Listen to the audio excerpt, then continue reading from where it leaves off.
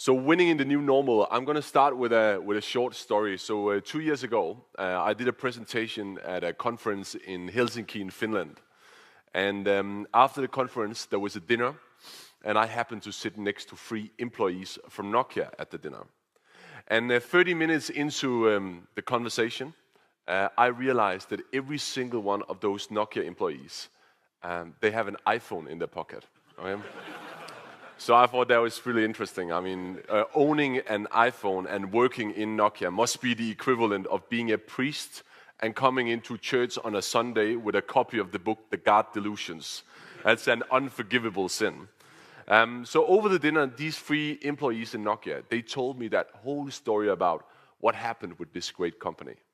Nokia, that at its peak was able to get people to follow the mission with almost religious conviction, but also a company that, in the rush from its success, totally lost itself. I don't know if you remember what happened in June 2007.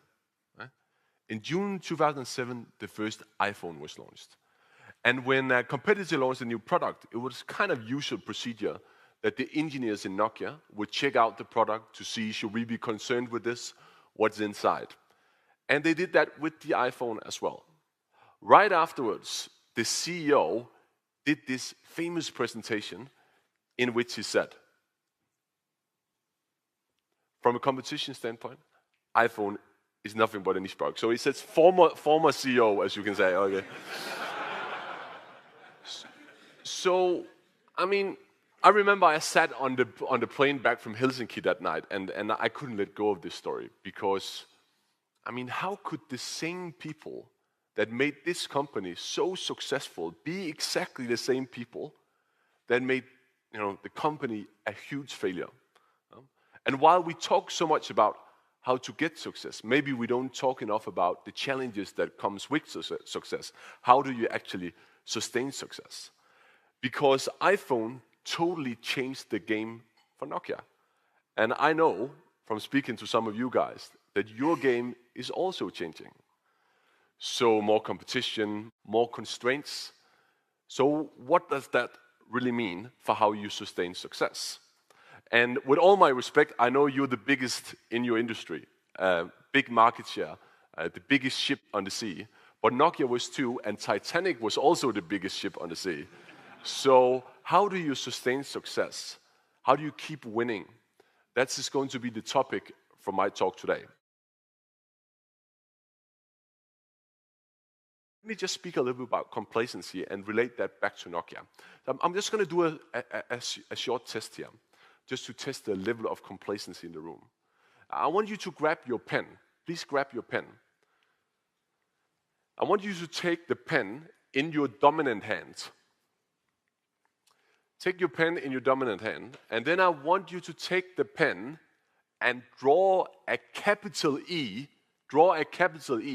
at your forehead, okay? Please go ahead and do that. We will not continue before everyone else has done this. This is called the E-test, okay? So this exercise has actually been done by Adam Gilinski at Columbia University. So what he did was that he had 2 groups of people. And the first group of people, he first gave a set of exercises and activities that induced the feeling of them being powerful and successful. The other group of people, those over here, he gave a set of exercises that induced the feeling of being the opposite, so being powerless and unsuccessful. Immediately afterwards, he asked them to write a capital E at their forehead. So now the big question is, how did you write your E?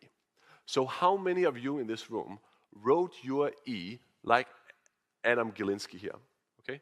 So it is reversed for people looking. Raise your hand if you wrote your E like this. Okay? That's about 25% of the room. Okay?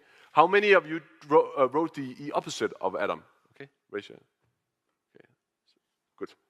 Here's the interesting thing. Adam Gilinski realized that the group that got the injection of power and success, they were 3 times more likely to draw a self-oriented E.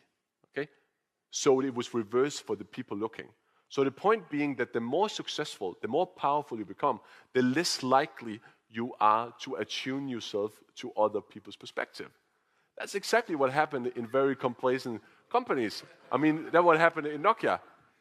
So empathy goes out, arrogance comes in. So how do you nurture that outside-in thinking in a company? So I'll give you a few examples of that.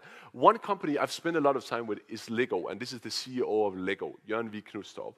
And he was 34 years old when he became the CEO of Lego. At the time, the company found itself in a life-threatening crisis. Jørgen and his team managed to turn around the company. It's very successful today. But despite the success, Lego talks a lot about how to keep writing that E so customers can read it. So here's a few things they do. First of all, they talk a lot about listen to complainers. Listen to complainers. Okay, this is a motorized excavator in the Lego City series. This product was produced 3 years ago by Lego. They produced 30,000 sets and sent it into the stores. They were bought by the customers, and when they were bought, Lego suddenly realized there had been a mistake in the packaging process. Okay, there was one brick missing in every single one of those 30,000 sets. That brick was so crucial that you couldn't collect that piece of Lego without having that particular brick available. So how many of the 30,000 people who bought this product do you think that Lego heard back from? Less than 2%. Less than 2%. There was a failure rate of 100% in the product. Lego heard from less than 2%. Okay? So there was probably 98% of people who bought this product and had an unsatisfactory experience, but Lego never heard back from them. So Jørgen V. Knudstorp used this as an example of telling his organization that just because you get a little bit of negative feedback doesn't mean you're successful. Because when you hear from 5,000 people, you don't hear from 5,000 people.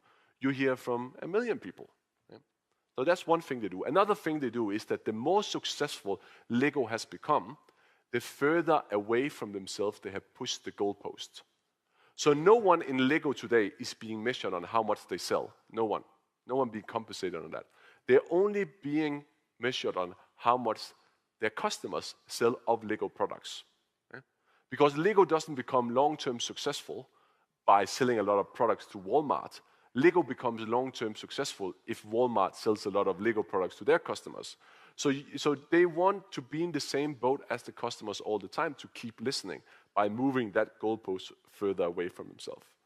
The last thing Lego does is that they challenge which industry are we really competing in. Okay? So in 2013, Lego earned more money than the 3 worst competitors in the toy industry combined. Very successful. Okay? But then the CEO stands up and then he says, well done guys, but here's a question. Listen, are we really competing in the toy industry? Because think about this. If a 10-year-old boy goes into the shop and he doesn't buy a Lego product, what would he then buy? Would he buy a product from our competitor in the toy industry, Mega Bloks? Or maybe he would buy an iPhone. Okay, if he would buy an iPhone, then the battlefield for Lego is not the toy industry. Then the battlefield is the children's room. Okay? Then we can try and compare Lego's growth rate with Apple's growth rate. And then even Lego will look like a beginner. By rethinking the competitive landscape, Lego get the feeling, yes, we reached the top of this mountain, but actually there was just a small hill because the big mountain is up here.